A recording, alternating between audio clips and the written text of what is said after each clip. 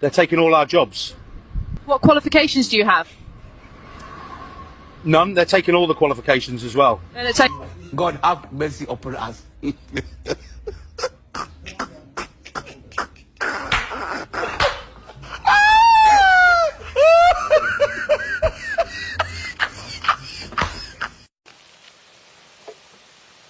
Here's what I mean. Have y'all seen this story? Cuban activist Hector Luis Valdez Cocho. He founded Latinos for Trump, and he rallied voters for Trump in Florida. His ass is now sitting in the ICE detention facility and likely is going to get deported back to Cuba. What are white people superior at? What exactly are white people superior at? They're real good at violence. Violence. Genocide. It's like stealing people's lives just because they feel like it. If you are white and you know this is happening and you say nothing, then you're a killer too. What exactly are white people superior at? Insecurity, pretending, fear, Being fearful of nothing. being ignorant, Blame. letting their egos control their every move, superior at being dicks.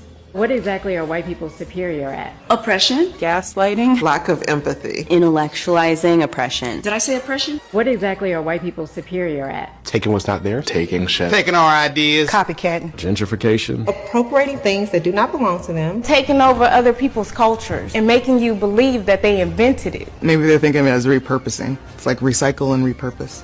As my grandma would say, them white folk, they'll take it if you don't copyright it. They are very good at destruction of land, destruction of people, destruction of humanness. Republican, whether you're Democrat, whether you're conservative, like white people are really good at upholding white supremacy. How about claiming that, they are actually a whole separate race, when actually white DNA comes from the black female? So what exactly are white people superior at? Honey, lying, stealing, and cheating. Manipulation. Withholding information. Lying? Telling lies. I would just consider myself white American. It's just the norm. To be white is the good thing. It's the default race. You kind of get this feeling as you grow up that things belong to you. I won't have to deal with prejudice that someone who's Asian, someone who's black, someone who's Spanish should have to deal with. That's my privilege as a white person. It's but it's true. The Whiteness Studies reading list explores the historical development of white identity. Click the link in the bio to see the list. Support us directly if you can. It would help a lot if y'all would subscribe to our Patreon.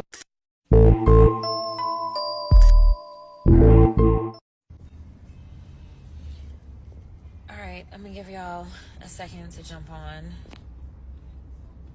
Hopefully I've got a decent connection. As I am in a car. I'm driving to another location. I literally shed a tear or two. And so long story short, for those of you that are unaware, the mofo that resides in the White House has unilaterally, in my estimation, declared war.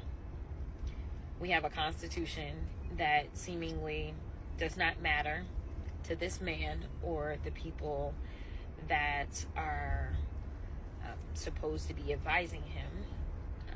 I will say that I want to give a shout out to a Republican, Thomas Massey, who made it clear that he wanted to reiterate that the power as relates to war declaration, the power that we derive from the Constitution, it resides with Congress.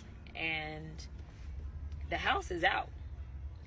Hell, the Senate is out. It is a Saturday right now. So no one's in. We ain't been called in. And let me just explain briefly why I am so heartbroken.